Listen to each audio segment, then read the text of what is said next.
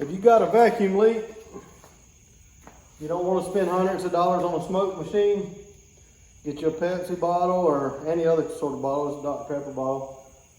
A cap, drill your hole in it, put your cigarette in there. I don't smoke, but I keep cigarettes in my toolbox for this particular reason. So I got a hole drilled here, and then I got a hole drilled here for the cigarette. I put this in there like so.